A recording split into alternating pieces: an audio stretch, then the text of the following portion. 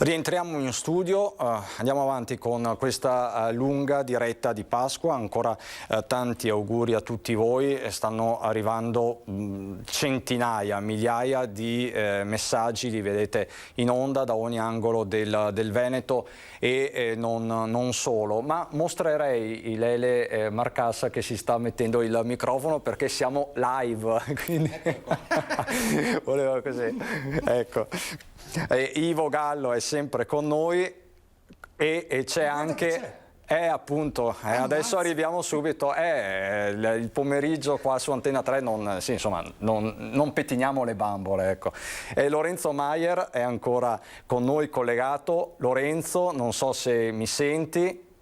Io ti sento. Perfetto Lorenzo, allora diamo il benvenuto.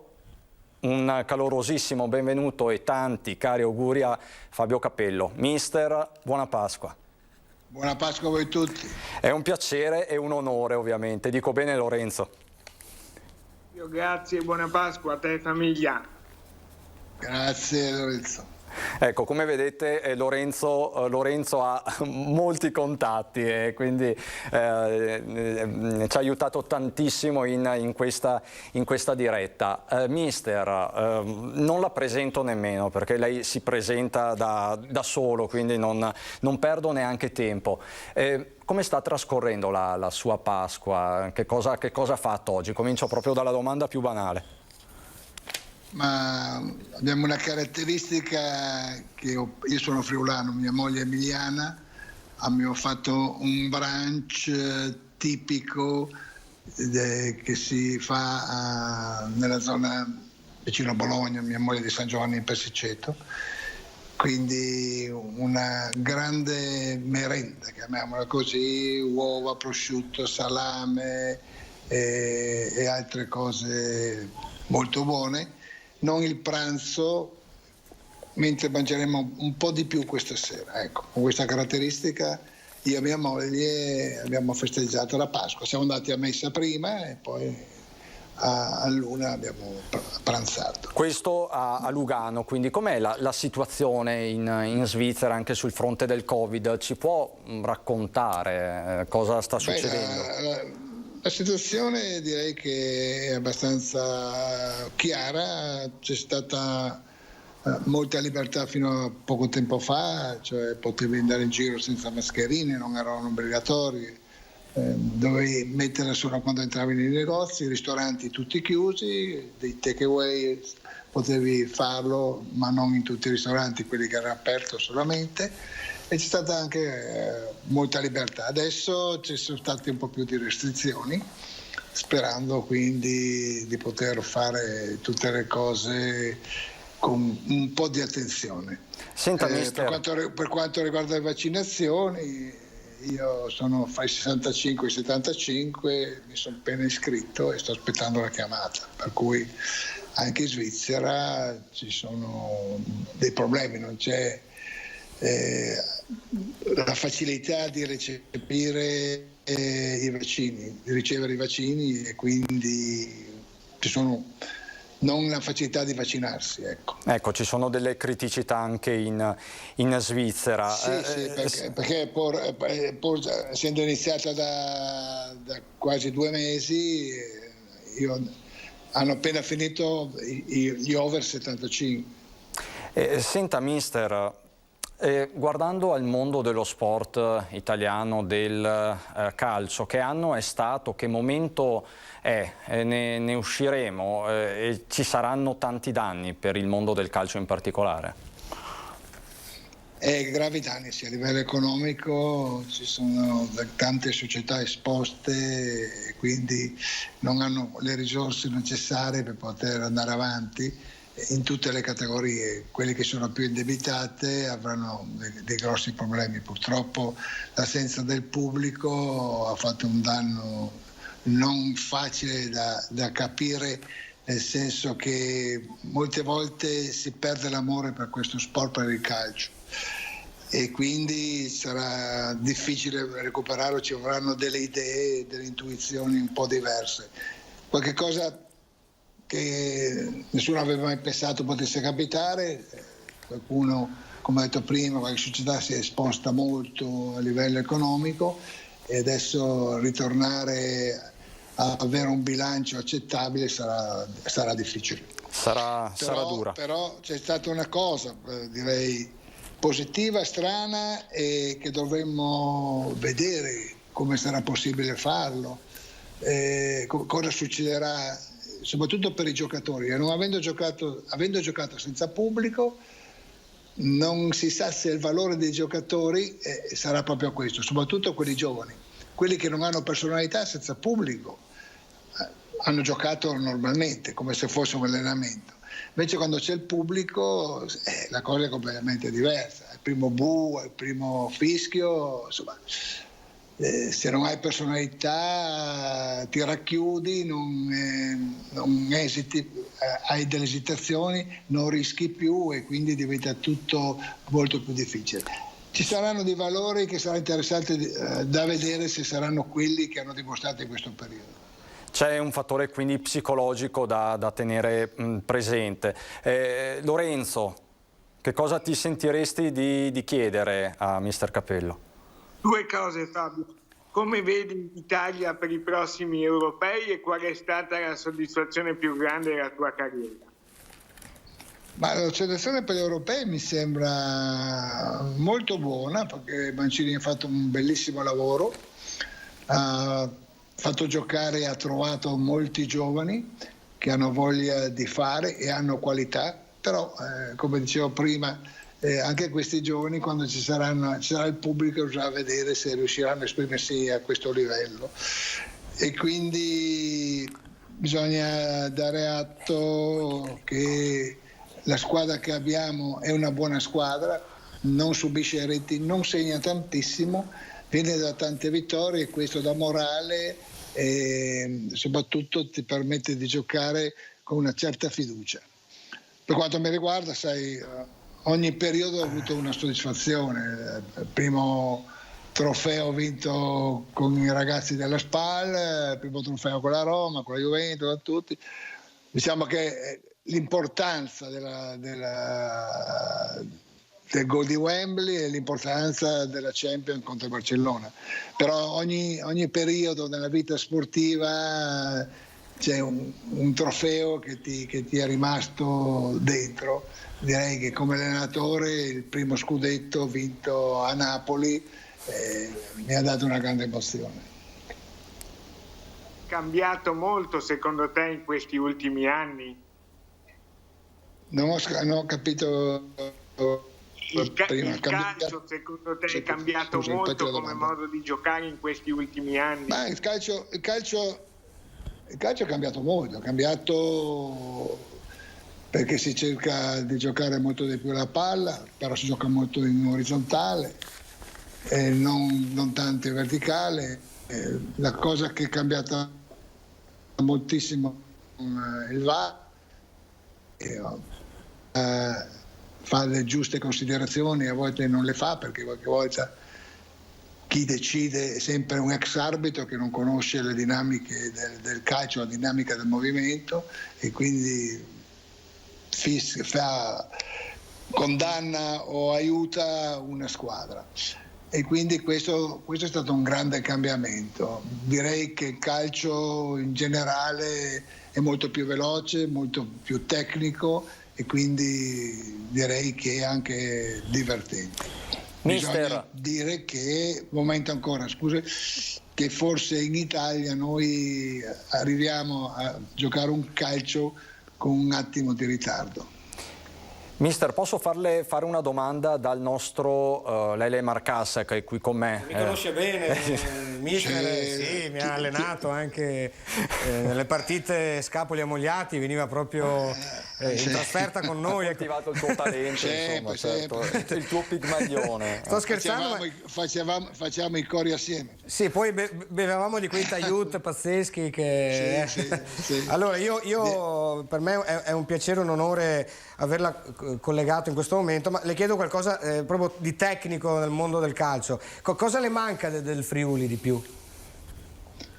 Ma sa, io sono andato via da casa che avevo 15 anni, ho cominciato a fare a Ferrara, quindi ho vissuto tanta parte della mia vita fuori dal Friuli e anche fuori dall'Italia per molti anni. Ho fatto più di 12 anni via dall'Italia.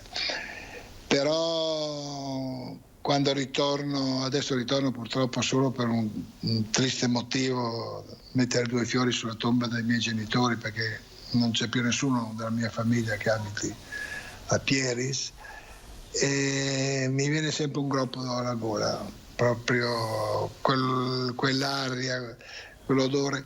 E la cosa che mi fa tornare di più in Friuli, al mio paese, è il vento. Ogni volta che c'è vento, io mi ricordo periodi passati sugli argini dell'Isonzo a riparo dalla Bora, e questo è un ricordo costante che mi ritorna, e quindi ce l'ho sempre molto dentro e mi emoziona.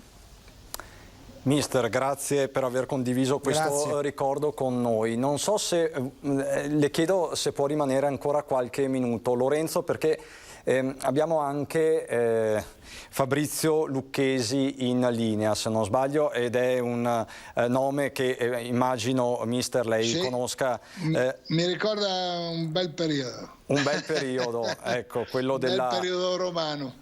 Quindi siamo nel 2001, se non sbaglio, io non sono Esatto.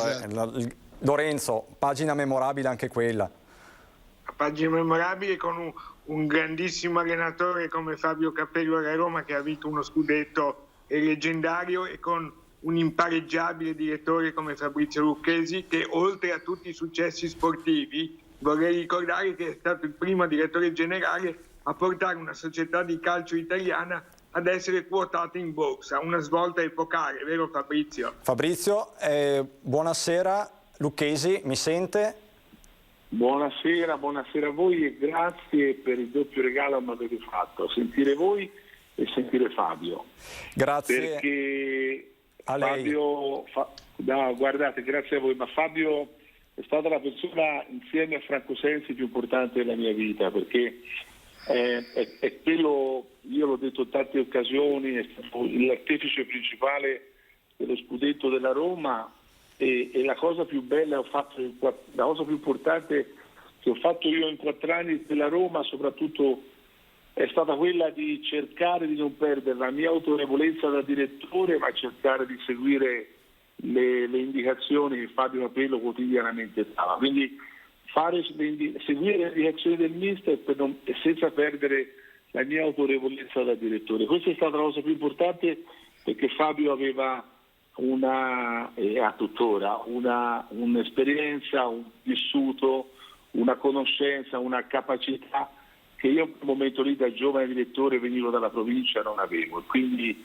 ringrazierò sempre Fabio per tutto quello che mi ha trasmesso e che insieme a lui abbiamo fatto. Senta Lucchesi, Fabrizio, è un piacere sentirti e ritrovarti, tanto auguri di Pasqua. È stato un periodo memorabile in cui tutti abbiamo tirato dalla stessa parte, aiutandoci e non volendo fare nessuno di quelli che lavorava in quel momento il professore o quello che sapeva di più. Si proponeva delle cose e si cercavano di attuarle se ritenevamo giuste, e questo è stato molto importante, il feeling che avevamo fra di noi, un unico obiettivo. Bravo Fabio. Un unico obiettivo era il tuo credo, è diventato il credo di tutti. Tu anche sei sempre stato il timoniere di questo, che devo essere grato e ti ringrazio. A livello personale, 20 anni dopo, ma posso dire a nome di tutti noi, con ruoli diversi, ma tutti per una causa comune, che era quella che tu indicavi. Bravo Fabio, grazie ancora e complimenti. Senta Lucchesi, io so che lei ha vinto una partita, ne ha vinte tante, ma ne ha vinta una in particolare, ce la vuole raccontare? È recente, purtroppo, sto brutto virus mi ha visto alla prova. Sono stato fortunato, non sono stato né bravo né altro, sono stato fortunato a superarlo. Io che non sono sempre stato certamente non un negazionista, ma come tutti, insomma, nella vita finché non ti tocca questa esperienza non la non la capisci fino in fondo, invece purtroppo passato il mese di dicembre 21 giorni di terapia intensiva e questo tu vedi un po' il mondo anche in modo diverso quando ne esci, ne faresti volentieri a di meno, però lo vedi in modo diverso e ti fa capire quanto è importante la prevenzione, quanto è importante il vaccino, cioè in buona sostanza quanto è importante tutto ciò che non ti mette a contatto con questo brutto virus. Lorenzo, tu hai raccontato la storia di Lucchesi, cosa ti senti di chiedergli?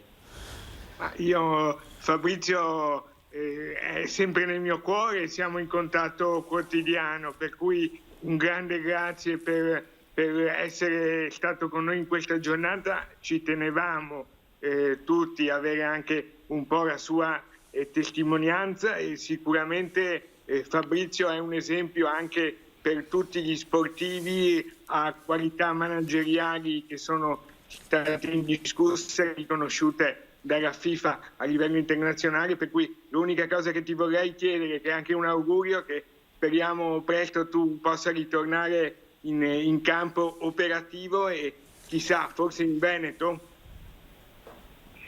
Non lo so, il Veneto è una terra che mi piace, sai, e ci tengo tanto, ma vediamo, dai, l'importante adesso è che finisca questo periodo brutto e si rimetta in moto tutto il meccanismo della società civile, anche del mondo calcistico, e qualcosa nell'aria c'è, dai, se sono rose fioriranno, vediamo. Lucchesi, grazie davvero. Mister Capello, vuole salutare Lucchesi?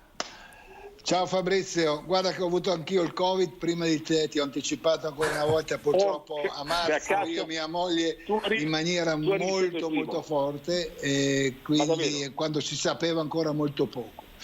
E ne abbiamo avuto le conseguenze e ancora adesso noi che siamo perfettamente ritornati come un tempo. Quindi forza e coraggio e facciamo che tutto passi alla svelta e, come hai detto tu, si guarda tutto con occhi diversi, ma soprattutto cerchiamo di convincere i negazionisti che purtroppo non sanno che cosa sia questo brutto virus che ti condanna a fare delle cose, a non sentire più, a stare male per mesi, perché non è dopo i 15 giorni quando esci, no, è qualche cosa che continua a venire fuori perché non sai da che parte ti ha colpito, che organo che ti ha colpito e se veramente è solo quello o qualcos'altro. Mister, ma quanto tempo fa è successo? Può raccontarci? A marzo, un anno e passa più. Ero andato a prendere una maglia di Ibrahimovic per beneficenza a Milanello e Maldini, che non sapeva di avere perché a casa sua ce l'avevano senza sapere, ai tempi si sapeva poco, me l'ha attaccato e quindi poi io ho attaccato a mia moglie. È stata durissima, però siamo qua ancora, dai, non pensiamoci più e guardiamo la vita con molta gioia, cercando di aiutare tutti. E soprattutto lanciando un appello anche utile, perché insomma parliamo vacciniamoci, solo con quello si potrà venirne fuori veramente. Allora, grazie davvero. Lorenzo, non so se vuoi chiedere ancora qualcosa, se ti senti... Ho un impegno, scusate. Mister, perfetto. Sentite qui sotto che mi chiama. No, allora la lasciamo il Pasqua anche grazie, per lei. La ringrazio davvero, è stata una sorpresa eccezionale. Grazie, ciao. Arrivederci mister, grazie davvero, buona Pasqua ancora. Grazie. Lucchesi, saluto anche lei. Grazie davvero. Sì, Fabrizio. Grazie. E c'è Lorenzo che l'ha... Un attimo solo, Lorenzo, prego. Sì, ti volevo chiedere, tra tutti i grandi campioni che tu hai portato, con cui hai avuto a che fare, se ci puoi raccontare ai nostri telespettatori un aneddoto e il campione, la trattativa più difficile, una delle più difficili che sei riuscita a portare in porto. Ma sai Lorenzo, la stima e l'intimità professionale che c'è con te, che tu sai tante cose della mia vita. Raccontarne una sembrerebbe di fare un torto agli altri. La trattativa più difficile probabilmente è stata quella di Battistuta, perché è una trattativa andata avanti per 3 giorni e per 2 notti, è stata complicatissima, c'erano tanti soldi e poi soprattutto era l'operazione che ritenevamo potesse essere strategica per avere una squadra più l'Inter era più forte in Italia e avevamo anche ambizioni europee, quindi era una trattativa estremamente complessa. Fortunatamente l'abbiamo portata in fondo, ma è durata 3 giorni e 2 notti. Ogni procuratore rinchiuso in una camera d'albergo, non è mai uscito lì per 2 notti e per 3 giorni, per 3 giorni e per 2 notti, perché avevamo paura che andasse a dialogare con qualcun altro. C'erano delle squadre che competevano con noi in quel momento, quindi anche questa fortunatamente è andata a finire bene. Grazie davvero, anche queste sono pagine memorabili di sport. Grazie a Fabrizio Lucchesi, dirigente di primo piano del calcio italiano. Grazie ancora Lorenzo, davvero, perché ci hai fatto una grandissima sorpresa con questi due immensi ospiti. Penso che sia stata una bella sorpresa non solo per i tifosi, non solo per gli appassionati di calcio, ma per tutti noi. Insomma, sono pagine di storia. Grazie Lorenzo, in caso ci vediamo dopo, perché le sorprese non finiscono qui. Abbiamo un altro nome pazzesco, ma lo vedremo più tardi. A dopo Lorenzo. Lele, insomma, sono bei nomi questi. Sono sbalordito da Cristian, questa potenza di fuoco, da cosa hai messo in campo oggi, perché è stato un bel lavoro di squadra. Non me l'aspettavo di trovarmi dall'inizio, da quando mi sono seduto quasi 2 ore fa davanti a questo tavolo, insomma, con questi personaggi che hanno segnato la storia prima dello spettacolo, del cinema, del teatro italiano, l'amore per il Veneto, e poi insomma arrivare, nonostante la mia fede juventina, arrivare a dialogare con Fabio Capello è stata per me una bella opportunità. Peccato che non mi sono fatto un selfie in questo momento, però insomma posso raccontarlo, soprattutto ai miei amici milanisti in primis, cosa mi è accaduto in questa Pasqua molto particolare. Io credo che Ivo Gallo nel frattempo Ivo Gallo penso sia disperso. Ivo Gallo se ne sia andato. Ivo Gallo, con la chitarra se ci al collo. sei, batti un colpo. No, ancora lì non ci credo. Poi devo solo dire una cosa a proposito del mister. Io amo il calcio, ma non lo seguo tantissimo, però Capello è sempre stato il mio preferito, proprio per motivi di pettinatura. Ecco, come fa la canzone? Sono sempre insieme. Come fa? Dai. Perfetto, bellissimo. Sempre insieme ai miei capelli. Vivo sempre insieme a Capello. L'ha scritta sua moglie. Questo è anche un inno alla riapertura dei negozi di parrucchiere, di centri. Ecco, subito. Ti sei già prenotato? Perché adesso bisogna prenotarsi Sì.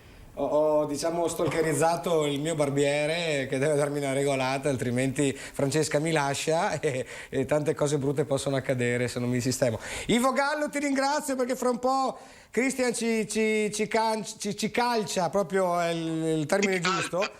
Io fuori dallo studio dove respiriamo 46 gradi e tu dove sei il B-Live? Dove sei che c'hai il legno? La mia seconda casa, anzi, in realtà è la terza casa, perché la scopriamo gli altarini allora. Dove? Ivo? Sono al B-Live nel mio locale a Jesolo, che ovviamente è chiuso, però sorridiamo lo stesso, e appena si potrà apriremo. Ecco, come la vedi? Torniamo un po' seriosi, come la vedi? Da gestore. Prima abbiamo visto Caorle, tu hai raccontato Caorle da uomo di spettacolo, di musica, da nostro volto, ma da operatore iesolano. Guarda, io sono un eterno ottimista e credo che di ogni cosa si debba trovare la parte positiva, pur non dimenticando tutto il male. E la vedo bene, perché secondo me verrà proprio su, come si suol dire, su una bella stagione. Perché cambieranno le abitudini, cambieranno tante cose, ma pian piano ce la faremo, diciamo. Parlo per la categoria dei ristoratori. Bene, è una bella iniezione di fiducia questa. Allora io vi ringrazio. Ricordo l'appuntamento domani con la Zanzega alle 15:45 qui su Antenna 3, quindi non vi lasciamo soli nemmeno a Pasquetta. Sembra una minaccia per certi versi, insomma non vi lasciamo soli neanche a Pasquetta, quindi io ringrazio davvero Lele Marcassa, Ivo Gallo, nostri volti storici amatissimi della Zanzega, che ci hanno portato idealmente in altri luoghi del del Veneto, quindi insomma in una giornata fatta di limitazioni è un'opera anche di carità per certi versi. Ivo è bravo sto giovane qua, dovevo dirlo a Filippo. Giovane devo ammettere che è stato un padrone di casa molto gentile e non è sempre così. Ce lo portiamo via un paio di volte. Vengo volentieri. Ce lo portiamo via. Mi prenoto. Sì. Se Ferdinando ce lo lascia un paio di giorni lo portiamo via. M'hanno già permesso. Va bene. Ragazzi, grazie davvero. Ivo Gallo, Lele Marcassa. Grazie Cristian. È stato un piacere. Buona Pasqua ancora. Grazie. E ancora c'è niente poco di meno che Lucio Zanato con Nicoletta Rizzetto, quindi anche Lucio è pronto, forse già possiamo vederlo. Perfetto. Lucio, a te la linea. Dove sei? Sì, allora intanto volevo chiedere a Lele Marcassa se è già stato a Pieve di Soligo con la sua zanzega.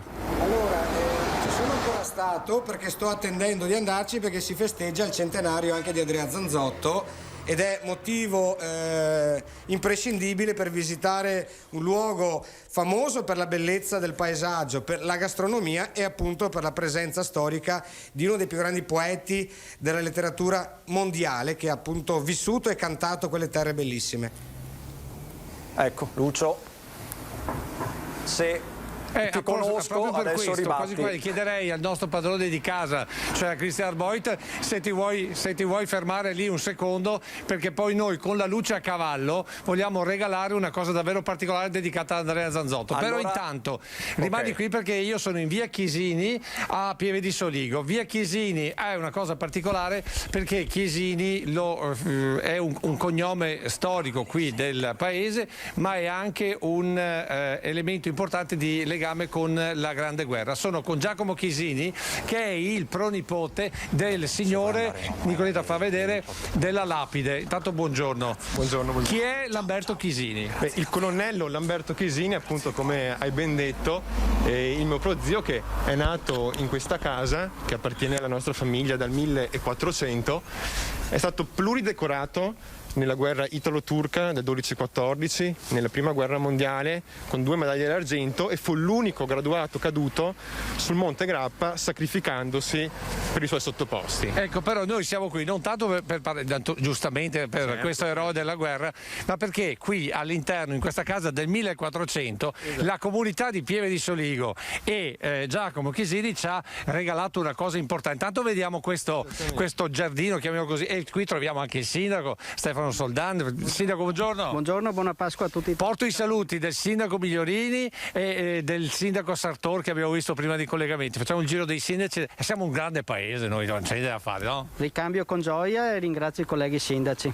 Allora, intanto questa è una casa 1400, questo è il giardino che voi state rimettendo a posto. Esatto, perché in questo momento è in fase di ristrutturazione e trasformazione, oserei dire, e siamo qui oggi che è il giorno di Pasqua, perché qui da sempre, nei racconti dei miei nonni, nel pomeriggio del giorno di Pasqua si giocava a rodolette sotto questi portici, e oggi insieme all'amministrazione abbiamo deciso di fare una dimostrazione di quello che era questo gioco, che è della nostra tradizione, che non vorremmo perdere. Però siccome siamo col sindaco lo facciamo raccontare a lui. Certo, molto meglio. Allora sindaco, intanto grazie, perché il sindaco di Asolo ci ha aperto la rocca, il sindaco di Cornuda ci ha portato su dalla Madonna, e lei invece ci fa vedere uno dei giochi tipici mentre suonano le campane. Sentite come ci accolgono qui a Pieve di Soligo. Allora sindaco, questo cos'è?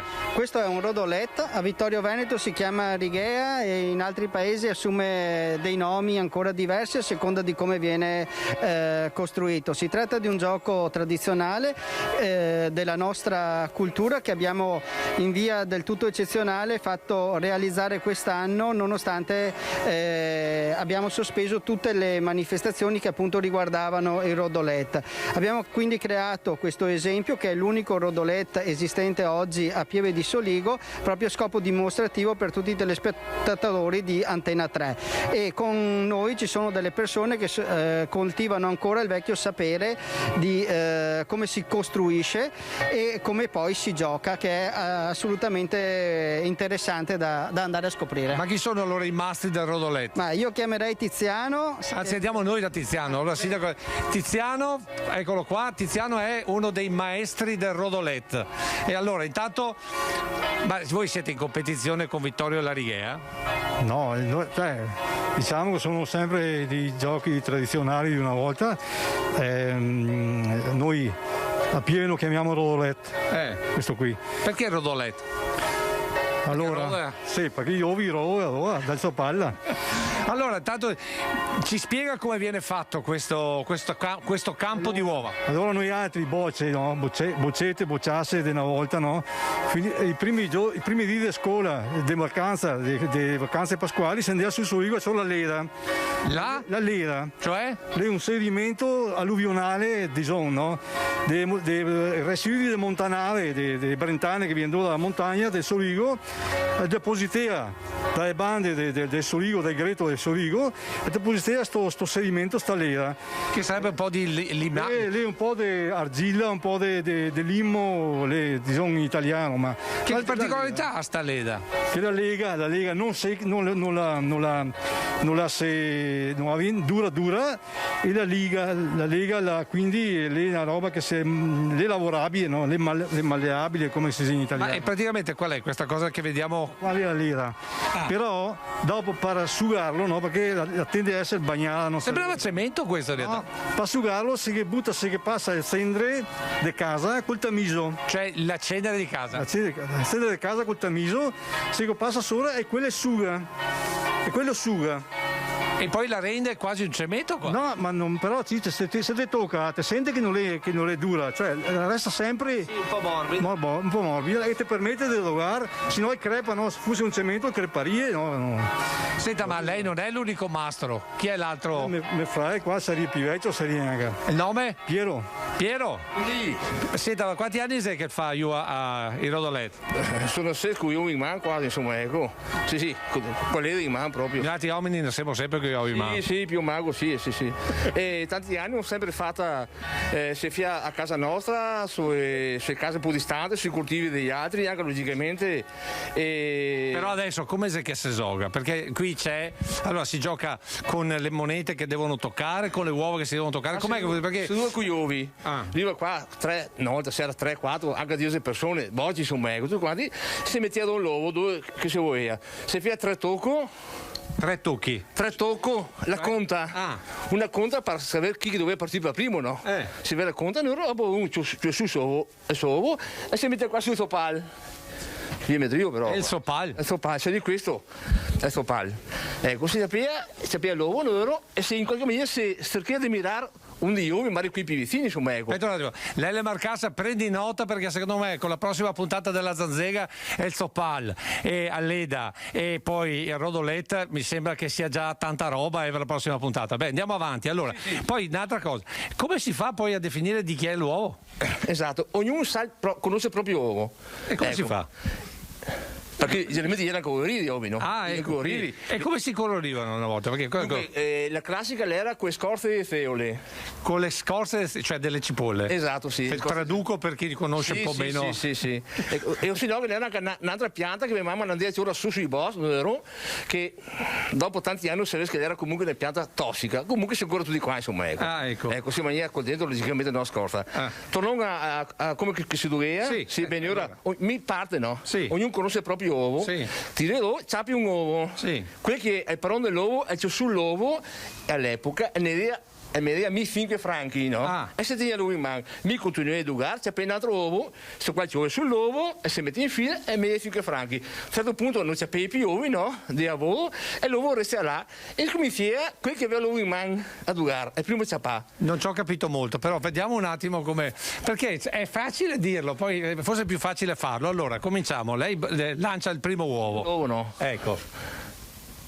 Ecco, e adesso lei che cosa ha fatto? Il parone dell'uovo c'è sull'uovo, quel che mi c'è pa. È l'uovo, no? E c'è sull'uovo e me ne schei. Perché? Sì, 5 franchi, all'epoca si doveva 5 franchi. Quindi 5 lire, 5 franchi perché lei ha vinto 5 lire perché ha beccato l'uovo. Esatto, mi continui perché ho diritto di continuare a tirare l'uovo. E tiro ancora l'uovo e ciapa in altro, no? Stesso discorso, vero? Però in questo caso non ha preso niente. In questo caso qua non c'è niente, e l'uovo mio resta là, vero? E dunque, quel che mi c'è l'uovo di prima.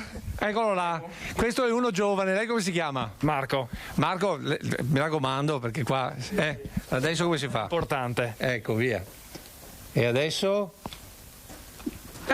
Ecco, non ha preso l'uovo suo, quindi ha perso i 5 franchi, però ha preso i 5 franchi. E adesso continuo. Io, devo la verità, pensavo fosse un'altra cosa, ma alla fine, scusate, non era meglio mangiarsi le uova che uno vinceva? Capita di dover mangiare le uova. Quando era rotto del tutto, che si chiama la famosa festa, quel che era più fortunato, puoi mangiare l'uovo, ma per gli occhi che sei nato per poi continuare a giocare.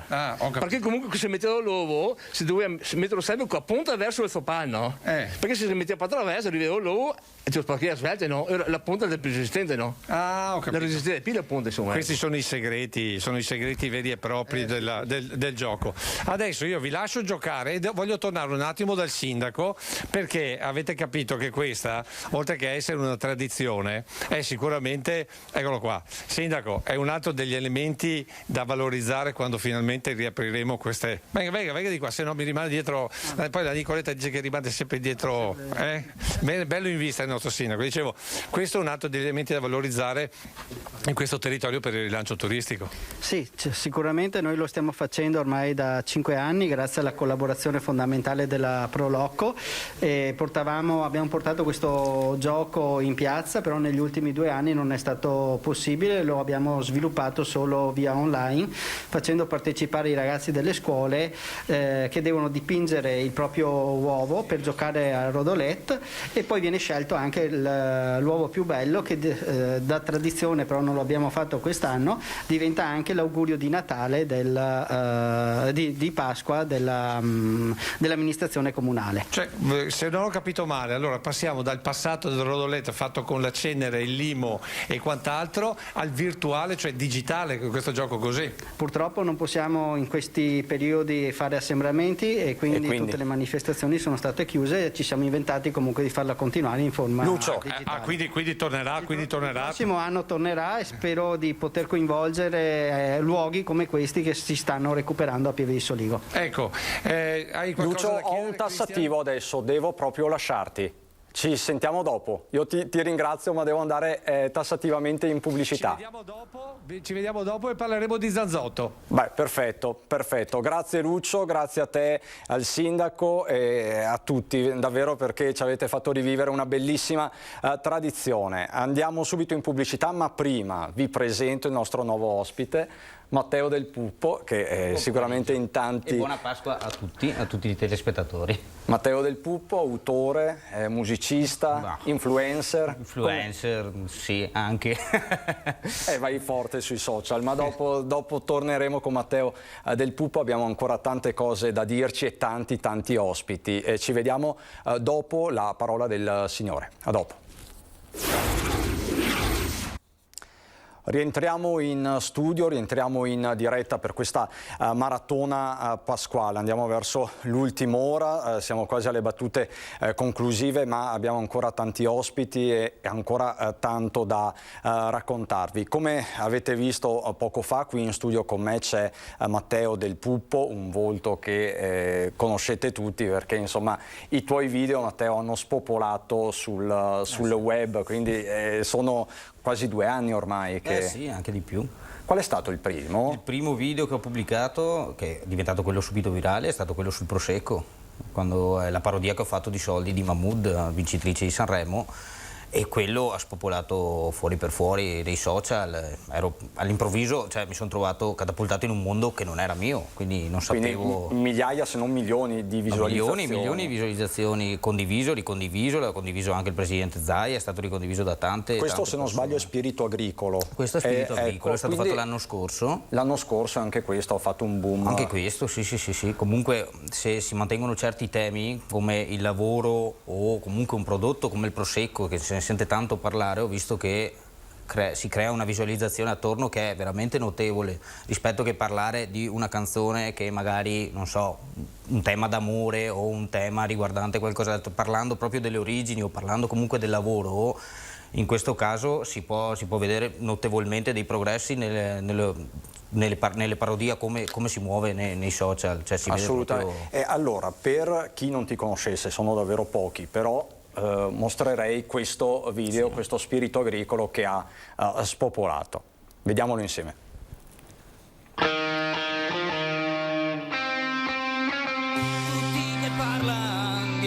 giornate balneare, ma qui nei campi c'è sempre da lavorare, le tragiche giornate col mais da irrigare, e quando è il turno mio mi frega l'acqua dal canale.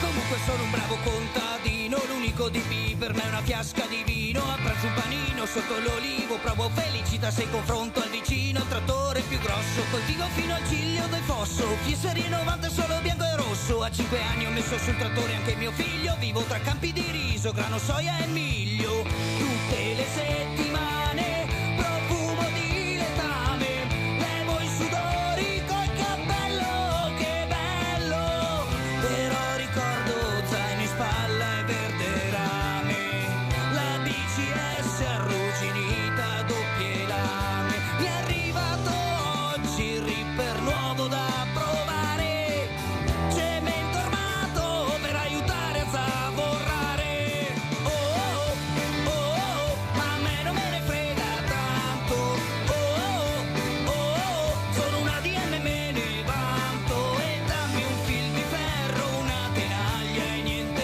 più, tiro avanti fino a quando gasolio non ce n'è più. Io sono un bravo contadino onesto, per questo ogni mattina mi alzo presto, devo mungere le vacche, 2 bei sorsi di latte, le galline affamate, il maiale de feca balate, che bella la vita contadina d'estate, se piove le viti vanno trattate, la presa di forza è Cardano che sforza, finché le cinghiette incontriccio a tutta corsa, intanto sto perdendo olio dal filtro esausto, in cambio gratta perché guasto disastro, oh, oh, oh, ma a me non me ne frega tanto, oh, oh, sono una DM me ne vanto, e quando c'ho l'idraulica ti scalda sempre più, ci rabbocco un po' di olio, almeno 3 dita in più, ma spero rotture così non ci siano mai più, il trattore a riparare, e in più ho tutti i campi da arare. Comunque sono un bravo contadino, alla fiera agricola mi prendo il berrettino, non mi importa il logo sopra il frontalino, se me lo regalano mi sento più felice di un bambino, ho le scarpe senza suole, sono sempre sotto al sole, con la bronzatura simile a un muratore, ma sono un agricoltore, a volte anche allevatore, ci metto tutto l'amore, lavoro. Questo quindi spirito agricolo, boom di visualizzazioni su tutti i social, anche perché non solo il testo, non solo la parodia di questa canzone, che se non sbaglio è degli articoli 31. Degli articoli 31 appunto di J-Ax, ma c'è anche un lavoro di montaggio, sono tutte immagini che ti sono state mandate dai tuoi follower. Sì. Ho fatto semplicemente un annuncio dove veniva richiesto se ci mandavano dei materiale mentre lavoravano con varie attrezzature agricole e tutto quanto, e alla fine mi sono arrivata una miriade di video che ho dovuto montare poi e si incastravano alla perfezione con la canzone, quindi è stato bello per questo. Sono decine e decine sostanzialmente, sono arrivate un po' da tutte le parti del Veneto. Da tutta Italia. Da tutta Italia. Sì, ma comunque sono arrivate più di un centinaio di video sicuramente, ho dovuto scartarli man mano oppure scegliere quelli migliori. Quindi di fatto tu qua hai coniugato la tua passione per la musica, sono anche canzoni belle, cioè delle rime, diciamo che con quello che è il tuo lavoro. Esatto, perché comunque faccio l'agricoltore, cioè sono agricoltore, o meglio, sono più viticoltore che centriamo proprio nel lavoro specifico. Comunque appunto parlare di temi così è sempre una cosa scottante, perché comunque riguarda molte persone, come parlare anche di attualità, come ad esempio anche nell'ultima parodia. Ecco, che forse vediamo, questa è, se non sbaglio, è l'intro della parodia che hai fatto al brano vincitore di Sanremo, ecco, Zitti e Buoni. Ecco, possiamo sentirlo. Sapete bene di che parlo, ci conviviamo ormai da un anno, sereno con l'arcobaleno, ce la faremo andate urlando. Scusate, sono qua nella vigna e sto gelando, a meno 4 gradi sto potando, così che le nuove gemme sbocceranno, per la buona produzione di quest'anno. Produco prosecco, metodo Charmat. yeah, queste radici, pasta e fasioi, gevro con la peverada, risi e bisi, bini in salsa, lingua de vacca, semistra. Tutti parlano di fare le vacanze ad agosto, ma io le faccio sempre nello stesso posto. Il periodo estivo per me è una lotta. La marmita del trattore sempre che scotta. Quando penso agli anni passati, che flash, testa calda arroventati, no cash, same Fiat cingolati.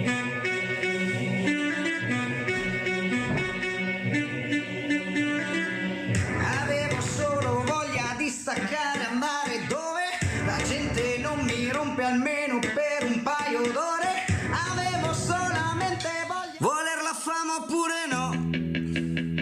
Nessuno vede come so. Per l'intervista tu mi chiedi se c'ho il 43 di piedi. Che vuoi? Vorrei vedere il mio posto. Sapre.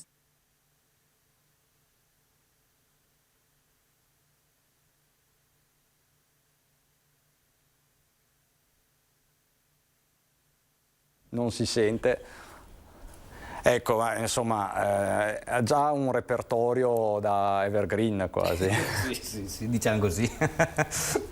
Ecco, ma per esempio abbiamo sentito all'inizio la parodia di Tite Boni, non è tanto una parodia, è una critica anche al periodo che stiamo vivendo, esatto, dal punto di vista economico-sociale. Ho voluto dar voce a tutta quella parte che viene, diciamo, un po' meno considerata, di cui comunque hanno provato in molti. Ci sono state delle proteste, ci sono stati settori in cui non se ne parla molto, che quindi tutto il settore del turismo, il settore anche dei giostrai, per dire, li ho messi dentro tutti appunto perché comunque ci stanno perdendo tanto da questa crisi e spesso non vengono nominati.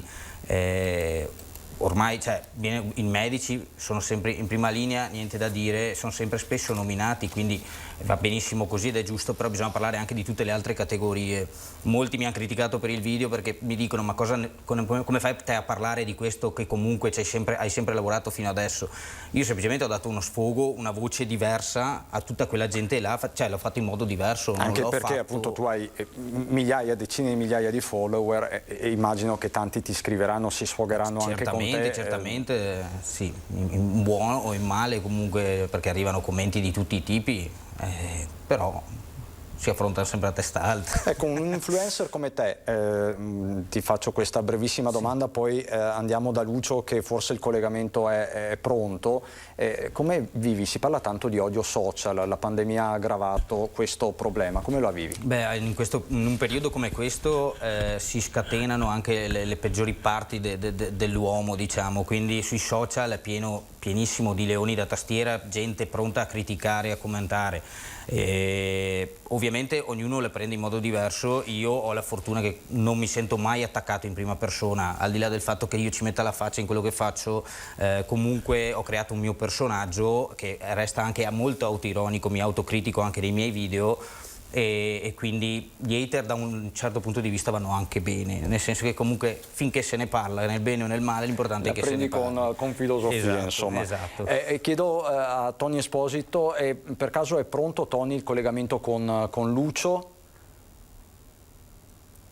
Sì, ecco, lo vedo, perfetto. Lucio? A te la linea, dove ti trovi? Stiamo parlando di Prosecco, stiamo parlando di agricoltura con Matteo Del Pupo. Allora, no, ecco. Sì, ok, allora no, facciamo una cosa di questo genere.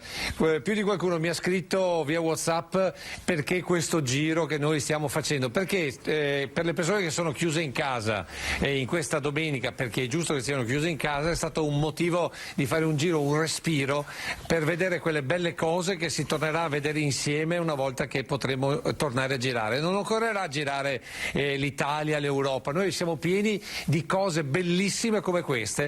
Io qui mi trovo nel cuore diciamo così, delle colline UNESCO e mi trovo nel borgo di Rolle. Questa è la chiesa e sono venuto qui intanto per trovare un amico che si chiama Giancarlo De Luca, un giornalista. Ciao Giancarlo, come stai? Bene. Beh, buona Pasqua. Buona Pasqua e buonasera a tutti i telespettatori. Ecco, e perché Giancarlo, oltre che essere una fonte per tutti noi, è anche uno storico notevole. Vieni più in qua che così eccoci. Allora, stavo dicendo, dicendo, perché questo borgo è importante? Beh, Rolle è proprio nel cuore del patrimonio UNESCO. Pensatevi, una cinquantina di anime che vivono in questo comune, in questo paese che è arroccato sulle colline, e qui basta guardare i vigneti, è uno spettacolo. Ecco, diciamo dove siamo, perché noi sappiamo bene, ma ad esempio chi ci sta seguendo da Verona, da Udine, non lo sa. Siamo nell'Alta Marca trevigiana, nel comune di Cison di Valmarino, e Rolle è una frazione. Ecco, andiamo avanti. Intanto, perché si chiama Rolle? Beh, sai, qui c'è una diatriba, perché come al solito gli storici un po' trovano da dire. Secondo alcuni deriverebbe da rubus, cioè rovo, mentre secondo altri il nome deriverebbe da olle. Questa mi piace di più. Le olle sono le antiche pentole, le pentole in terracotta. Qui c'era una produzione fiorente di queste pentole, perciò è proprio una cosa che secondo me questa è più attendibile. Senti, però tu ci hai portato qui, hai chiesto che noi ci trovassimo qui perché c'è un'altra storia in questo borgo.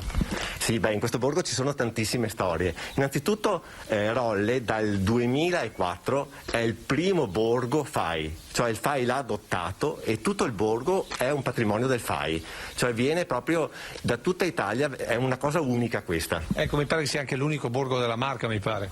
No, non soltanto della Marca, d'Italia. Ah, addirittura. E poi che cosa ha ancora Rolle di particolare? Beh, la viticoltura eroica. Qui la viticoltura eroica vuol dire tanta fatica, su e giù per i terrazzamenti, per i gradoni. Qui le macchine possono fare ben poco. Ecco, ho fatto segno a Nicoletta a far vedere che cos'è la viticoltura eroica proprio al di là di questa massicciata. Sì, e poi la biodiversità. Qui è stata salvaguardata la biodiversità. Pensatevi che nel 2019 Rolle è stata insignita del premio Mazzotti, proprio per aver salvaguardato la biodiversità e per aver recuperato l'antico lavorar. Ecco, noi ci siamo trovati qui a quest'ora, che sono le 6:30 più o meno, no? Più o meno le 6:30, perché come vedete siamo con la luce a cavallo. Chi è che veniva qui a passeggiare con la luce a cavallo e trovava ispirazione?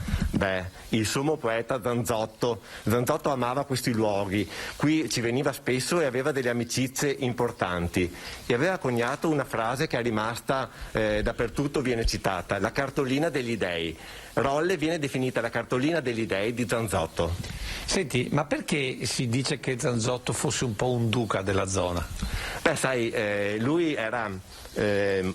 scusate la mascherina, era molto amico di Nino Mura, poeta e contadino, e lui l'aveva proprio definito il duca di Dolle, perciò c'è sto aneddoto, insomma, cioè qui si trovavano e comunque la sensibilità di Zanzotto, lui molto tempo prima aveva capito che questo luogo è un luogo magico, perché qui si sta veramente bene, l'animo si rianima. Però qui ci hai portato un'altra ospite che ci racconta un po' di questo, diciamo così, poeta e del sommo poeta. Sai perché, Lucio? Perché secondo me è giusto che sia una persona che vive il luogo, perché Loretta è proprio una delle 50 anime qui di Rolle, che ci spiega quanto bene si sta qui. Allora, Loretta di cognome? Buonasera, Loretta Gallon, buonasera. Allora, intanto come si sta a Rolle? Non dica bene perché lo sappiamo, ma perché bene? Beh, Rolle è una magia, per noi è un paradiso, certo con grandi fatiche, ma sicuramente qui il clima, i colori, l'ambiente non può che giovare all'animo e alla salute. Ecco, un buon motivo per chi in questo momento è a casa e sta a casa questa Pasqua, questa Pasquetta, ma magari quest'estate speriamo torni così libero di poter girare per la Marca trevigiana. Perché venire proprio qui? Beh, qui gli sportivi amano molto Rolle, si mangia molto bene, si beve bene ed è stato anche una fonte di ispirazione per registi e anche scrittori. Per esempio, Finché c'è Prosecco c'è speranza, il noto film tratto dall'omonimo romanzo di Fulvio Ervas è stato ambientato e girato principalmente qui a Rolle. Inoltre Rolle ha ispirato anche un altro romanzo, Io sono lo straniero di Giuliano Pasini. Non solo, qui a Rolle una troupe del Giappone ha girato un docufilm che è stato proiettato sulla principale emittente giapponese, quindi siamo piccoli, piccini, ma siamo, come dire, suscitiamo la curiosità e il fascino anche oltre Oriente. Però qui diciamo il cuore è soprattutto per Andrea Zanzotto. Beh, indubbiamente, il sommo poeta amava venire e una volta ho avuto l'onore anche di accompagnarlo nell'oliveto dei miei genitori e per lui diceva che questa era la principale rivoluzione, rifrequentare questi luoghi, quindi sì, lo portiamo nel cuore. Diciamo che lui aveva già visto la rivoluzione di questi luoghi che sono passati da luoghi di metalmeccanici, di operai, di imprenditori determinati, ad esempio del secondario, invece si è tornati al primario, quindi all'agricoltura, ma si è tornati in una maniera, diciamo così, rispettosa del territorio. Rolle da questo punto di vista, grazie anche alla sua conformazione, si è preservata e da questo punto di vista è rimasta relativamente incontaminata, indubbiamente. Giancarlo De Luca, tu che racconti questo territorio, quanto è cambiato dai metalmezzadri? Beh, sai, fortunatamente non è cambiato molto, cioè nel senso, qui è rimasto tutto come una volta, adesso c'è sensibilità, cioè luoghi come questi sono diventati delle perle, la gente vuole venire qui perché qui si sta bene, si respira l'aria buona e si vede soprattutto come si viveva un tempo, come vivevano i nostri nonni, perché i nostri nonni, se avete visto le foto, erano sempre col sorriso. Senti, ma qui l'età media arriviamo a 100 anni? Non arriviamo a 100 anni, però si passa agli 80 e già questo mi sembra che è un buon viatico, abbondantemente si passano gli 80. Va bene, Giancarlo De Luca e Loretta, adesso io li saluto perché loro ci hanno fatto anche loro un regalo per i telespettatori di Antena 3. Perché? Perché naturalmente noi non possiamo che parlare del sommo poeta con chi poi il poeta lo declama. E abbiamo Stella Monica. Esatto, Monica Stella, buonasera. Lei ci leggerà un brano di Andrea Zanzotto e in particolare quale? L'aria di Dolle da Conglomerati. Ecco, questa poesia è dedicata proprio a questo territorio. Sì. Ce la descrive un po' prima di declamarcela.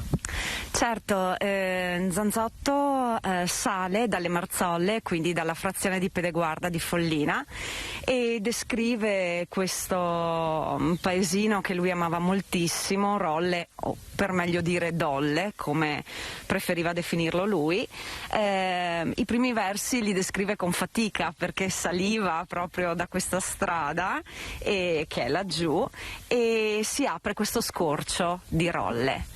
E va avanti la descrizione. E allora adesso con la luce a cavallo, con questo splendido paesaggio alle spalle, sentiamo la poesia.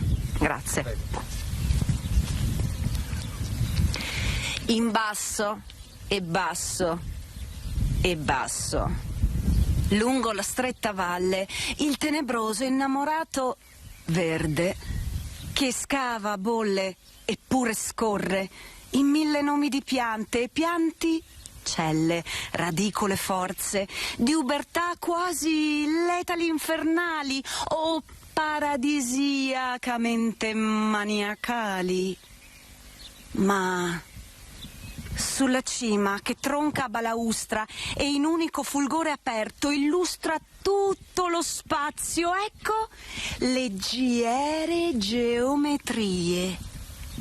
3 palazzetti, 3 case, un campanile e 3 osterie. Vedila, impavida e quasi severa nel suo dolce proporsi a schiera, con tutti i soccorsi di fini diciture, sparse di mutismi e misterini ben dissimulati. Bondì, Dolle, bondì, quasi distrattamente eterna, anche se come abbandonata e minata qua e là da riflessi di un nostro al di là. Ma la tua quiddità tutto travalica. Non hai bisogno d'esser nemmeno un sogno, perché tu sei una cartolina mandata dagli dèi.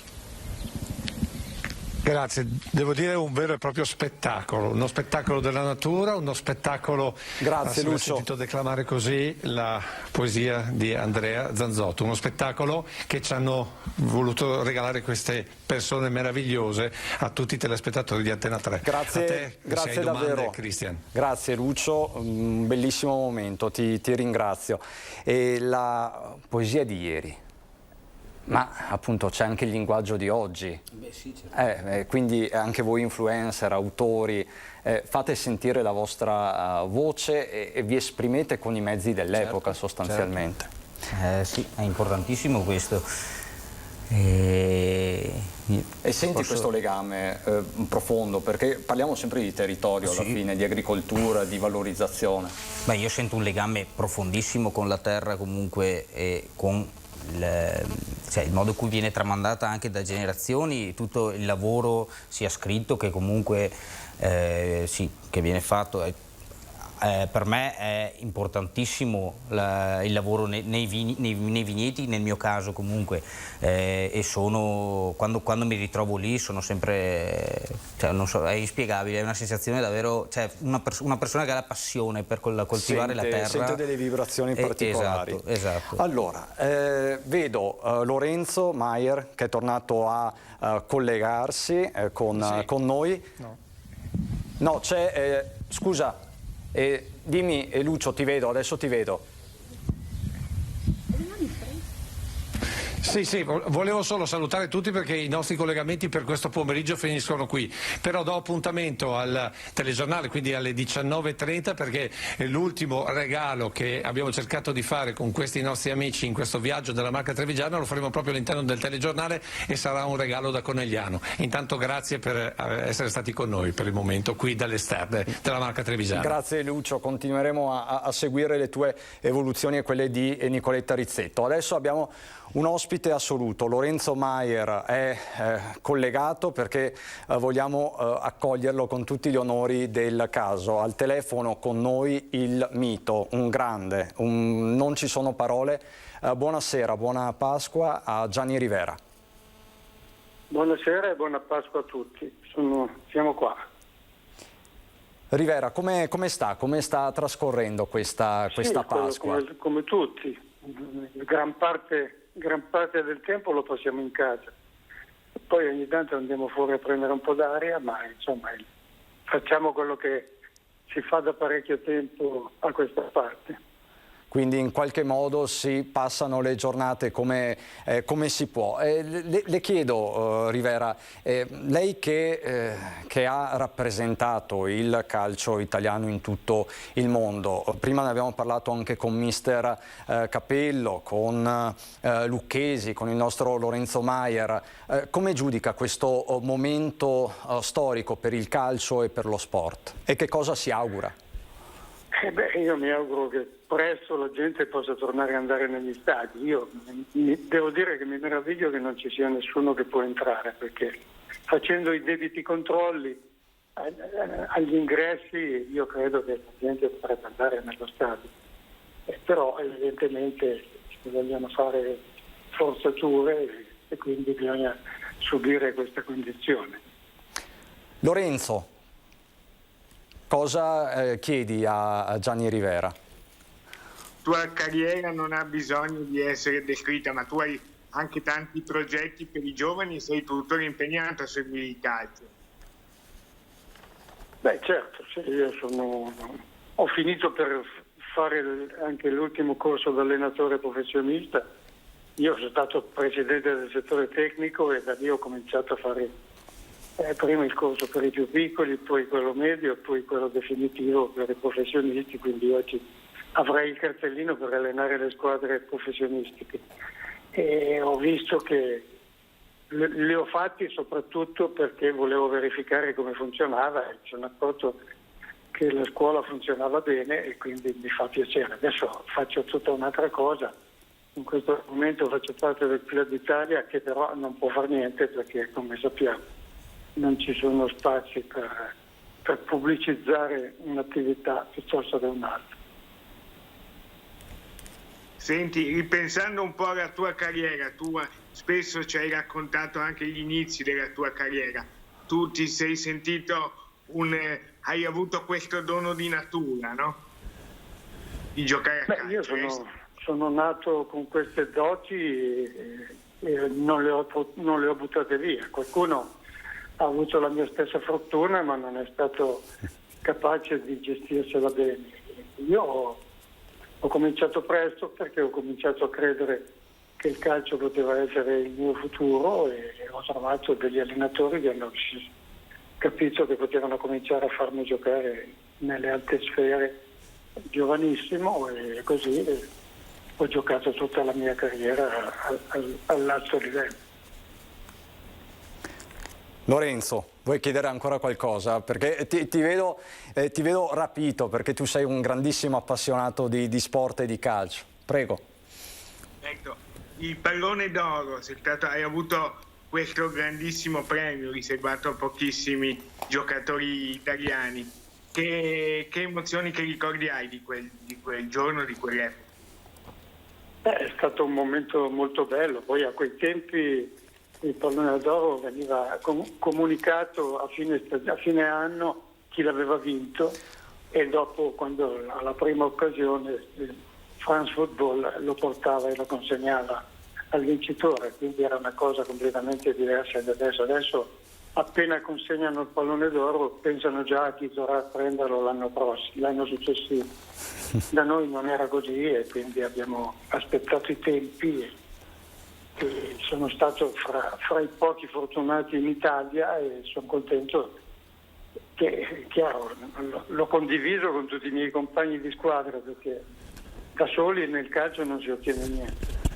Però qualcuno deve essere premiato in particolare, e sono stato scelto io e mi ha fatto tutto piacere. E te lo sei strameritato, peraltro. Come lo vedi il tuo Milan?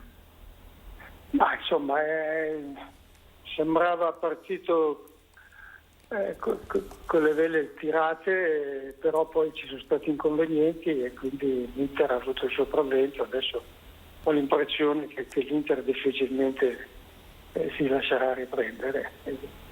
Vediamo l'anno prossimo che succederà. Ti aspettiamo comunque a Venezia, perché forse non tutti sanno che tu sei un grande esperto e appassionato anche di cinema, e non vediamo l'ora di poterti abbracciare anche alla Mostra del Cinema. Ok, grazie, mi fa molto piacere. Io al Festival di Venezia ci sono sempre andato ogni anno, perché ho molti amici a Venezia che mi ospitano volentieri, e quindi è stata una cosa di allora molto bella. Spero di poter tornare a festeggiare il cinema come facevamo qualche tempo fa. E noi l'aspettiamo, Rivera. Grazie a voi, buon lavoro, buona continuazione. Grazie davvero. Buona Pasqua. A presto. Speriamo Grazie. presto. Grazie davvero. Grazie al grandissimo, al mito assoluto Gianni Rivera. Lorenzo, insomma, è sempre una grandissima emozione, e anche questa ce l'hai regalata tu, voglio sottolinearlo, perché insomma sono tuoi contatti, da grande appassionato di sport, cultore di calcio, è sempre un'emozione. Abbiamo giocato di squadra comunque, come si suol dire, per cui bisogna. Ce la siamo regalati a vicenda, e ricordiamo anche tutti coloro che si sono alternati in questa lunghissima diretta. Anche in Assolutamente, ma non è finita qua, Lorenzo, non è finita qua. Allora guarda, ti ringrazio davvero, noi ovviamente ci aggiorniamo tutti i giorni, scusa la ripetizione, per i nostri telegiornali, la nostra informazione, e quindi ovviamente ti ringrazio. Grazie a Lorenzo Maier, buona Pasqua ancora. Grazie Lorenzo, un abbraccio. Allora, abbiamo una telefonata, pronto, chi parla? Sono la moglie di Giorgio Ottavio. Buongiorno signora, come si chiama? Ornella, Beraldo Ornella. Buonasera signora Ornella, prego. Buona Pasqua innanzitutto. Volevo farle gli auguri, prima di tutto a voi, la vostra trasmissione. Grazie. E poi a mio marito che oggi compie gli anni. Quanti? 73. 73. E lei da dove chiama? Da Jesolo Paese. Da Jesolo Paese. E com'è a Jesolo? Che Pasqua è stata? Bella, una bella giornata, però siamo dentro in casa. Ha fatto da mangiare, come l'ha trascorsa questa giornata, signora Ornella? L'ho trascorsa tranquilla a casa con mio marito e mia figlia, del mio genero. Fatta la torta, la colomba? No, non ho fatto niente, abbiamo mangiato tranquilli poco, perché altrimenti qua si mangia e si dorme e non si fa niente, e purtroppo Bisogna tenersi anche sul mangiare. Assolutamente, condivido, è il problema di molti. Penso che solitamente dopo una giornata festiva tutti quanti coltiviamo sensi di colpa, in questo periodo penso siano enormi. Signora, grazie infinite, grazie davvero, buona Pasqua a lei e alla sua famiglia. Grazie e auguri, anche a voi, e auguri al suo tante. marito, auguri al suo marito. Grazie. Grazie signora. Allora, ancora telefonate, i vostri auguri, Matteo Del Puppo e non solo, dopo questa brevissima pausa pubblicitaria. A dopo.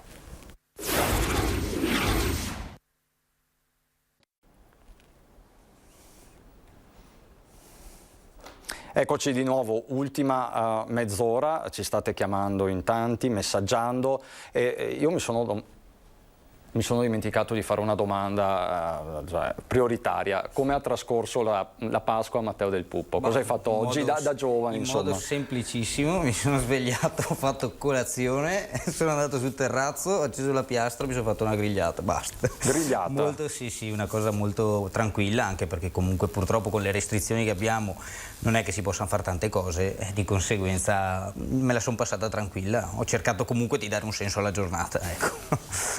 E che cosa ti auguri invece per i prossimi mesi, anche per il mondo dello spettacolo, della musica, perché di fatto tu rappresenti sia il mondo dell'agricoltura e ci lavori quotidianamente, sì. Ma è una tua forte passione, non solo questa dello spettacolo. Certamente. Per quanto riguarda il settore dell'agricoltura abbiamo avuto la fortuna che comunque è sempre andato avanti, e anche per quanto riguarda ad esempio nel mio settore la vendita di prosecco non si è mai arrestata, perché comunque abbiamo toccato il mezzo miliardo di bottiglie, lo stesso anche l'anno scorso, nonostante la pandemia. Si sta evolvendo comunque lo shopping online e tutto quanto.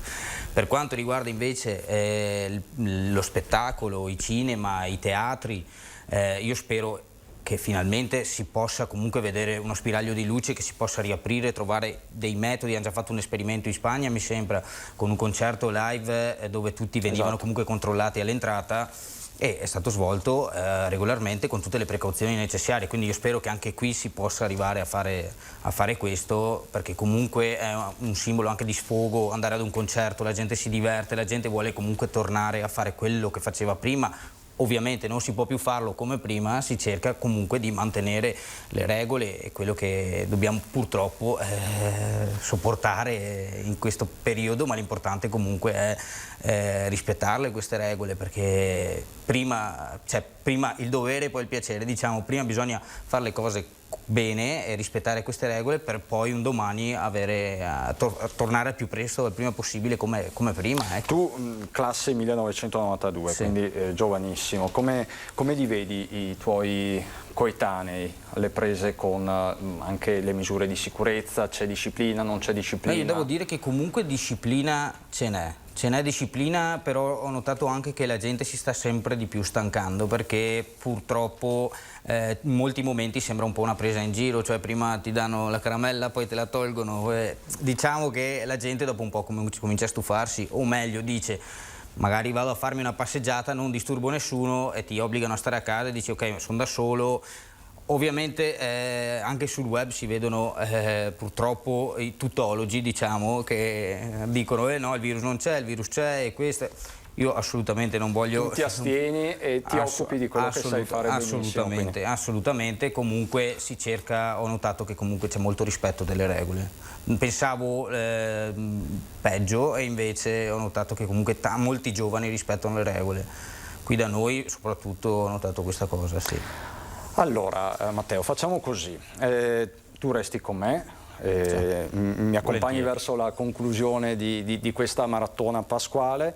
Adesso vi ripropongo il messaggio di auguri di una persona che conosci molto bene, perché spesso ha condiviso poi anche i tuoi compaesani post, anche. E siete anche compaesani insomma, e quindi risentiamo insieme le parole, il messaggio ai telespettatori, alle telespettatrici di Antenna 3 del presidente Zaia, poi ci rivediamo di nuovo.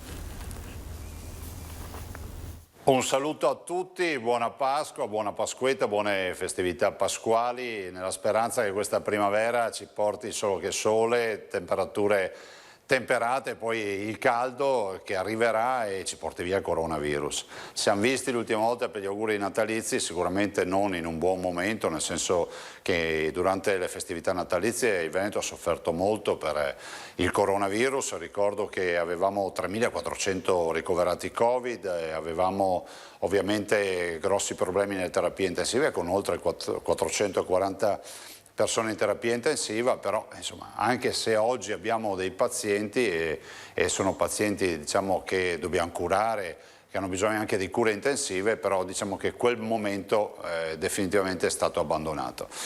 Io vorrei fare un piccolo bilancio con voi in occasione di questi auguri, parlare anche di cose, diciamo, che arriveranno e di progetti che abbiamo, e vorrei parlare anche di quello che sarà il nostro futuro come comunità veneta. Penso che sia fondamentale anche parlare di quello che sarà il futuro e anche magari pian piano abbandonare questa partita del Covid. Io innanzitutto desidero ringraziare tutti quelli che hanno lavorato fino adesso, ringrazio tutto il mondo della sanità, sono pensate quasi 60.000 persone che giorno e notte lavorano per la nostra salute, quindi veramente un ringraziamento di cuore a tutti coloro che hanno lavorato e che lavorano per la nostra salute. Un ringraziamento ancora particolare a coloro che stanno facendo le vaccinazioni. Noi sappiamo che quella luce in fondo al tunnel per combattere definitivamente il Covid ha rappresentato le vaccinazioni.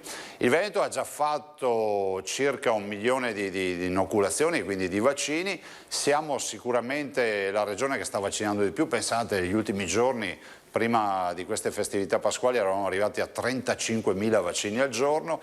Come vedete sta sempre incalzando sempre di più. Se avessimo più vaccini potremmo anche vaccinare di più.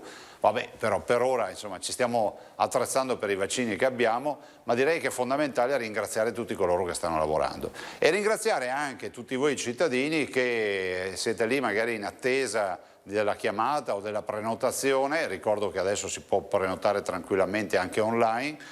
E soprattutto ringraziare quei cittadini che magari hanno dovuto sopportare qualche ora di coda, ma come dico io, per salvare la vita è meglio fare qualche ora di coda piuttosto che dilatare i tempi di queste vaccinazioni.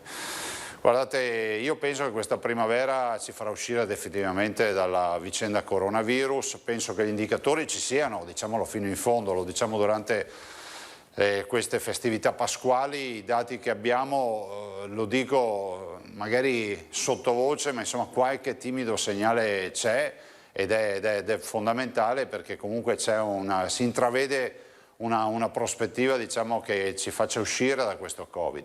Ovviamente noi dobbiamo metterci impegno, il solito impegno di solito, no? Cioè quello di avere il distanziamento sociale, quindi evitare gli assembramenti, evitare di andare in luoghi che siano affollati, portare la mascherina e l'igiene delle mani. Pensate che c'è uno studio che dice che se si fanno queste cose valgono come un lockdown, cioè vale come starsi chiusi in casa.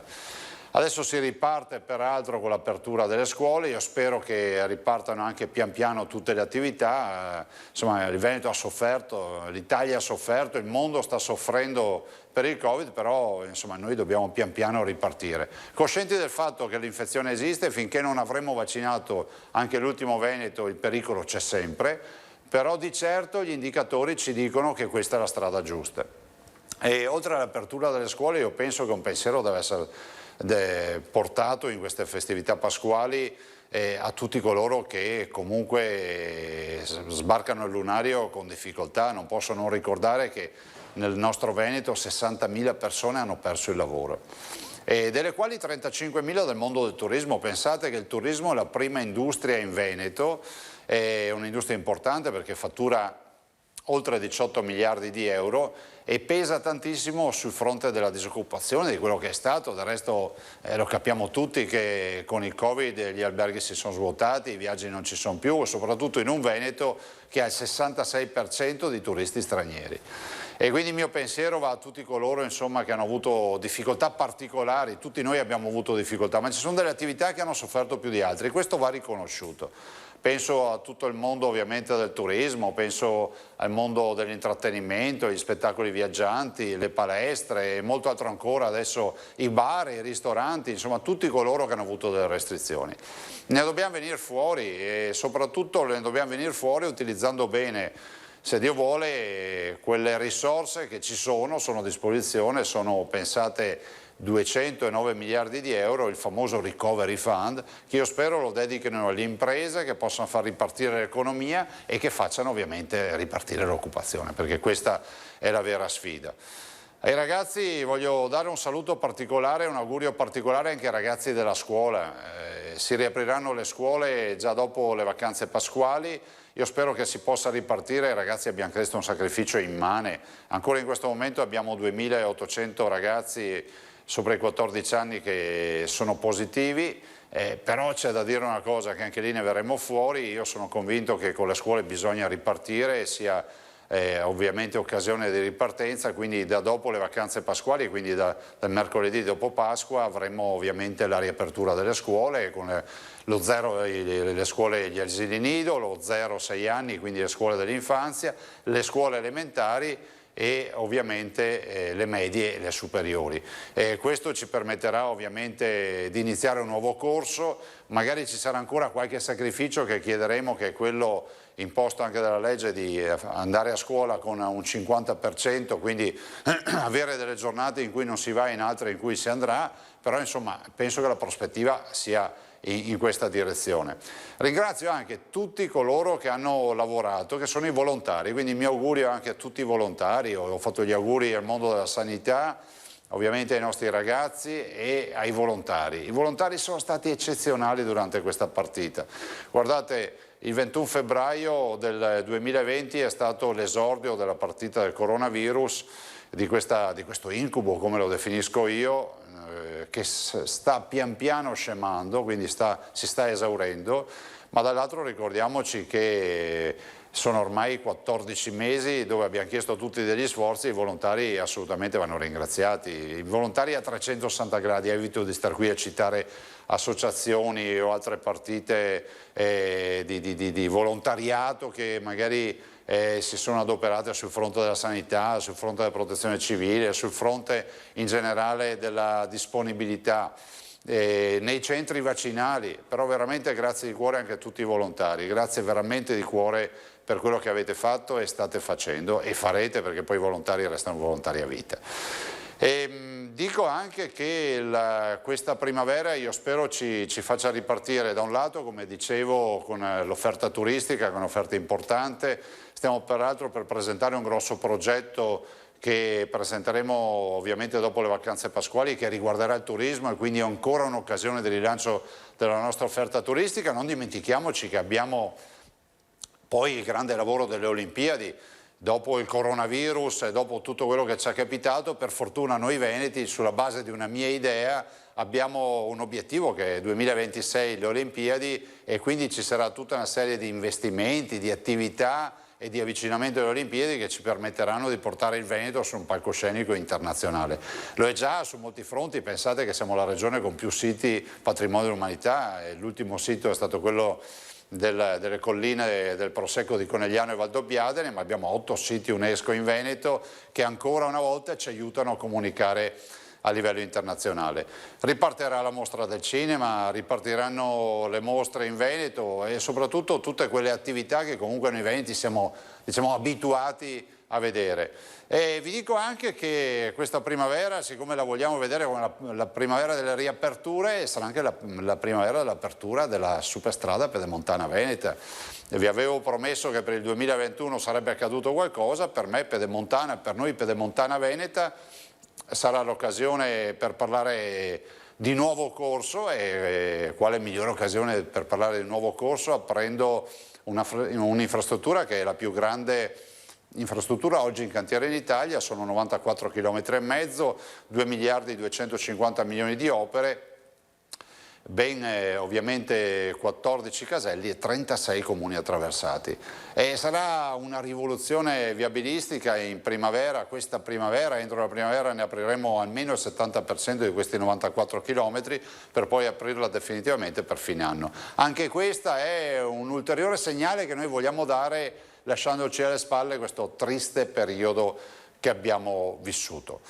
Infine, per non far durare molto questi auguri, questa piccola riflessione, questo piccolo saluto che faccio con voi, voglio ricordarvi che l'autonomia resta nel cuore. L'autonomia per noi resta l'obiettivo fondamentale. In questo anno abbiamo lavorato con la nostra delegazione trattante, all'ufficio studi, abbiamo messo in piedi un osservatorio per andare ovviamente a trattare con peso e con argomentazioni a Roma per quello che riguarda l'autonomia. L'autonomia i veneti l'hanno voluta con un referendum, con molta civiltà, rispettando le regole. Ve lo ricordate quando dicevano mai il referendum non serve, è una farsa. Il referendum è servito perché oggi in questo paese nell'agenda di governo si parla di autonomia. L'autonomia i veneti la vogliono, hanno diritto di avere l'autonomia e io ho l'obbligo e l'onore di portare avanti questa partita.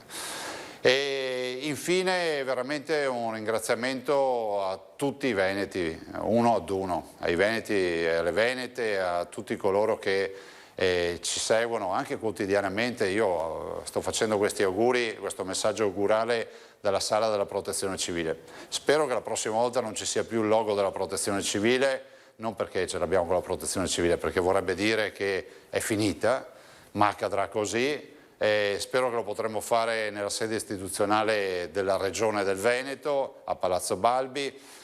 Spero che si ripossa, ma ne sono certo che si ripossa tornare in strada, tornare alle nostre manifestazioni, a quello che è il nostro Veneto che conosciamo. E sicuramente la libertà è il grande concetto che abbiamo rivalutato, anche se ci pensate, in questi 14 mesi. Quindi un augurio veramente e un ringraziamento a tutti i veneti che mi hanno seguito, che ci seguono nelle dirette tutti i giorni, che hanno capito, che a volte magari si sono arrabbiati per alcune scelte che abbiamo fatto, nessuno è perfetto, però credetemi, le scelte le ho fatte sempre con il cuore. Io ho lasciato un ministero per venire a governare il Veneto e ne sono convinto, e sono assolutamente convinto anche oggi, che ho fatto la scelta migliore. Quindi andiamo avanti per questa direzione e un augurio veramente di buona Pasqua, buona Pasquetta a tutti voi. Grazie. Questo quindi il messaggio del Presidente Zaia, che ha toccato tanti temi, li abbiamo visti con lui direttamente anche oggi pomeriggio. Zaia ha parlato dei Colli del Prosecco, Matteo? Sì. Ha parlato della mostra del cinema, ne abbiamo parlato oggi pomeriggio con Ottavia Piccolo e con il direttore della mostra del cinema Barbera, quindi c'è tanta voglia di ripartire, tutti noi abbiamo voglia di ripartire, ce lo meritiamo. Penso proprio di sì. Ce lo meritiamo, direi che ce lo meritiamo per davvero. E quindi tu come ti stai muovendo? Stai sfornando un hit dell'estate, quindi anche per... Sto sfornando molte hit, a dire il vero. La mia difficoltà è solo nella realizzazione dei video, perché comunque mi portano via tantissimo tempo e magari possono anche risultare noiosi, però diciamo che sto ancora lavorando ad altri progetti e spero anche quest'anno di portare avanti la collaborazione con il mio collega Nicola Calà con Canali il Canal, che salutiamo ovviamente, per il video della vendemmia, perché comunque ho molta stima di lui e i risultati sono stati ottimi in questi anni di collaborazione. Quindi tutti aspettiamo sempre con grande ansia. Il video della vendemmia è diventato ormai un rito. È un'icona ormai, sì, possiamo proprio dirlo. L'avete fatto anche l'anno scorso sostanzialmente, sì, anzi siete stati sui Colli Euganei, a Voe. Esatto. Insomma è stato un video anche simbolicamente molto... Sì, ben senz'altro. Siamo andati a Voe appunto per far vedere che la rinascita ripartiva proprio da lì, dove era nato tutto il problema agli inizi del Covid, della pandemia, quando Zaia aveva chiuso in isolamento Voe e poi comunque è stato uno dei primi paesi ad essere libero dai contagi ancora l'anno scorso. Allora abbiamo fatto vedere come la rinascita, ovviamente è una metafora con il vino, con l'uva, la crescita del vigneto è andata avanti e così c'è stata anche una rinascita dal punto di vista della popolazione, diciamo, perché comunque erano prima chiusi in casa e dopo sono ritornati fuori e comunque con il sorriso, anche assolutamente. Se siamo tornati purtroppo. Diciamo ecco che l'avevate fatto con un altro spirito per certi versi. Senz'altro sì. Ecco, possiamo anche vederlo il video con il canale Questo, no? Sì, esatto, milioni e milioni di visualizzazioni, quindi ecco siete pronti per un'altra per un altro inno fondamentalmente. Sì, diciamo ecco, sì.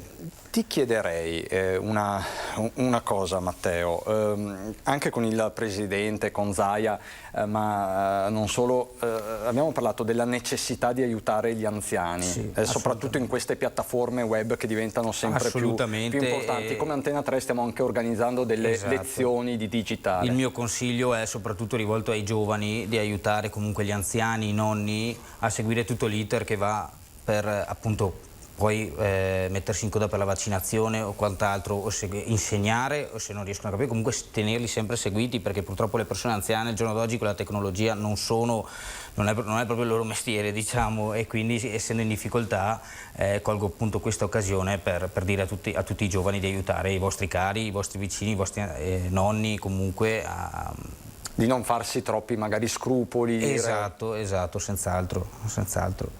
Come insomma, diciamo che tanti giovani sono stati molto solidali anche nella fase acuta della pandemia, nel lockdown dell'anno scorso e quant'altro. Sì. Quindi promuoviamo questi giovani veneti. Bisogna farlo. Bisogna crederci. Bisogna crederci assolutamente, sono il futuro, siamo il futuro, quindi basta. Allora aspettiamo con ansia i tuoi nuovi progetti, tienici aggiornato, ti seguiremo ovviamente sui social. Siamo davvero alle battute conclusive di questa giornata. Grazie Matteo del Grazie gruppo, a voi, grazie alla redazione. Grazie davvero, buona Pasqua. Tanti auguri a tutti ancora. Buona Pasqua a tutti voi, buona Pasqua a tutti quelli che oggi sono stati con noi e che ci hanno consentito di andare in onda, quindi tutti i colleghi giornalisti, colleghi tecnici, dalla messa di questa mattina alle 10 dalla Basilica di San Marco con il Patriarca Moraglia, poi i tanti collegamenti con Nicola Zanetti, il nostro direttore Luigi Baccialli e ancora il governatore Zaia. Abbiamo sorvolato con la nostra Anna Maria Parisi la Marca e non solo, con Lucio Zanato abbiamo visitato tanti luoghi bellissimi ed evocativi e abbiamo avuto tanti ospiti anche VIP, Samuel Peron, Cristian Ghedina, Ottavia Piccolo, grandissima, Gianni Rivera, Fabio Capello, ci siamo collegati con il Santo di Padova, insomma un viaggio ideale perché ci sembrava giusto portarvi in tutti quei luoghi che in questa giornata di Pasqua particolare non possiamo visitare per le restrizioni che ben conosciamo.